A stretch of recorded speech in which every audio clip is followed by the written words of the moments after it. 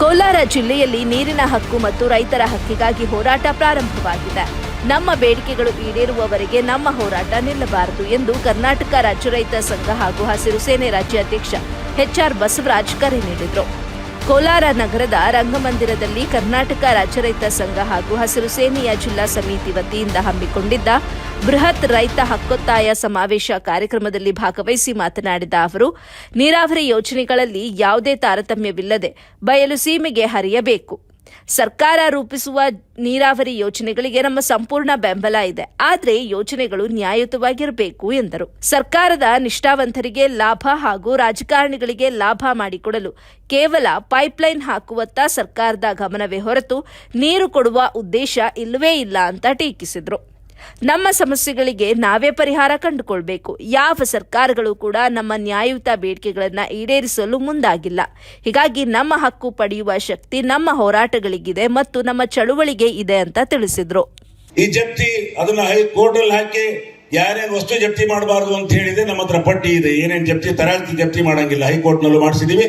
ಆ ಜಪ್ತಿ ಮಾಡಿ ಸಾಮಾನುಗಳನ್ನು ತಗೊಂಡೋಗಿ ಕಂದಾಯ ಇಲಾಖೆ ಅಧಿಕಾರಿಗಳು ಮನೇಲಿ ಇದ್ರೆ ಅವ್ರು ಕೂಡ ಸ್ಟ್ಯಾಂಡ್ ಮೆರವಣಿಗೆ ಮಾಡ್ಕೊಂಡು ತಗೊಂಡೋಗಿ ಅವ್ರಿಗೆ ರೈತರಿಗೆ ಕೊಟ್ಟಿದೀವಿ.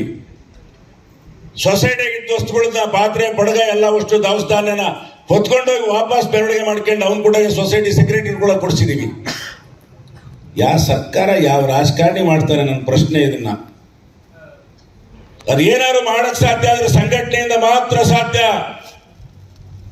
ಚಳವಳಿಯಿಂದ ಮಾಡಕ್ ಮಾತ್ರ ಸಾಧ್ಯ. ಇವತ್ತು ಆಧಾರ್ ಕಾರ್ಡ್ ಜೋಡಣೆ ಮಾಡಬಾರ್ದು ಅಂತ ನಾವು ರೈತ ಸಂಘ ಒತ್ತಾಯ ಮಾಡಿದ್ವಿ.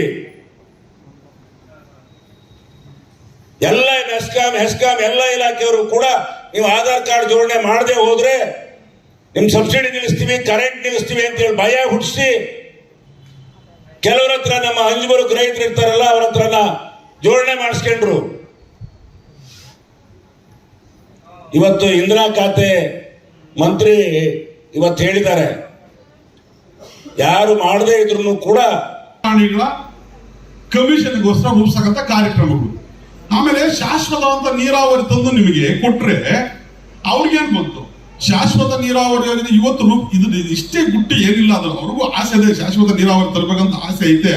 ಬಟ್ ಇಷ್ಟೇ ಗುಟ್ಟು ಶಾಶ್ವತ ನೀರಾವರಿ ಯೋಜನೆ ಇವತ್ತು ರೂಪಿಸಿದ್ರೆ ಅದಕ್ಕೆ ಚಾಲ್ತಿ ವರ್ಷಕ್ಕೆ 10 ವರ್ಷ ಆಗುತ್ತೆ. 10 ವರ್ಷ ಆಗುತ್ತೆ ನೀವೆಲ್ಲ ಮುರಿದು ಬೋಟ್ಗಳಾಗಲ್ಲ. ಅದಕ್ಕೆ ಇವತ್ತು ಯಾವ್ದಾದ್ರು ಕೋಳ ಮಟ್ಟಿ ಕೊಟ್ಬಿಟ್ಟು ಫೋಟೋ ಹಿಡ್ಕೊಂಡು ಮುರ್ಸೋದು ನಿಮ್ಗೆಲ್ಲ ಹೇಳೋದು ಕೋಳ ಫ್ರೀ ಯೋಜನೆ ಕೊಟ್ರೆ ಆ ಯೋಜನೆ ಈ ಯೋಜನೆ ಎಲ್ಲ ಶಾರ್ಟ್ ಅಂಡ್ ಚಿಕ್ಕ ಯೋಜನೆಗಳು. ಇವತ್ತು ಯೋಜನೆ ಕಡೆ ನಾಳೆ ಪೇಪರ್ಗೆ ಬರ್ಬೇಕು ಅಂತ ಯೋಜನೆ ಮಾತ್ರ. ಆಮೇಲೆ ನಾವು ಹಂಗೆ ಇದ್ದೀವಿ, ನಾವು ಯಾರು ಪ್ರಶ್ನೆ ಮಾಡೋದಿಲ್ಲ. ಅದ್ರ ಹೋಗ್ಲಿಕ್ಕೆ ನಾವು ಇದ್ದೀವಿ. ಅದು ನಮ್ದಲ್ಲೂ ತಪ್ಪಿದೆ. ನಾವೇನು ಯಾವ ಕಡೆಯಿಂದ ಸರಿ ಮಾಡ್ಬೇಕಂತ ಅರ್ಥ ಆಗ್ತಾ ಇಲ್ಲ ವ್ಯವಸ್ಥೆಯನ್ನು. ವ್ಯವಸ್ಥೆ ಮೊದಲು ಕೆಟ್ಟಿರೋದೇ ನಮ್ಮಿಂದ, ವ್ಯವಸ್ಥೆ ಕೆಡಿಸ್ತಾ ಇರೋದೇ ನಾವು. ಹಾಗಾಗಿ ಎಲ್ಲಾ ಕಡೆಯಿಂದ ವ್ಯವಸ್ಥೆ ಕೆಡತಾ ಇದೆ. ಇರ್ಲಿ, ಇನ್ನು ಮುಂದಾದ್ರೂ ಸರಿಪಡಿಸ್ಕೊಂಡು ಆಗಿರೋದು ಮಾತಾಡ್ತಾ ಹೋದ್ರೆ ಮಾತಾಡ್ತಾ ಇರ್ಬೇಕು ಅನಿಸುತ್ತೆ. ಮತ್ತೆ ಮುಂದೆ ಏನಾಗಬೇಕು ಅನ್ನೋ ವಿಚಾರ ಬಗ್ಗೆ ನಾವು ಮುಂದೆ ಹೋಗ್ಬೇಕು. ಆಗಿರೋ ತಪ್ಪುಗಳು ಮಾತಾಡ್ತಾ ಇರ್ಬೇಕು ಅನ್ಸುತ್ತೆ. ಇನ್ನ ಏನೋ ಹೇಳ್ಬೇಕು ಅನಿಸ್ತದೆ, ವ್ಯವಸ್ಥೆ ಬಗ್ಗೆ ಹೇಳ್ಬೇಕು ಅನಿಸ್ತದೆ, ಸಂಘಟನೆ ಬಗ್ಗೆ ಹೇಳ್ಬೇಕು ಅನಿಸ್ತದೆ, ಹೋರಾಟದ ಬಗ್ಗೆ ಮತ್ತು ಮಾತಾಡ್ಬೇಕು ಅನಿಸ್ತದೆ.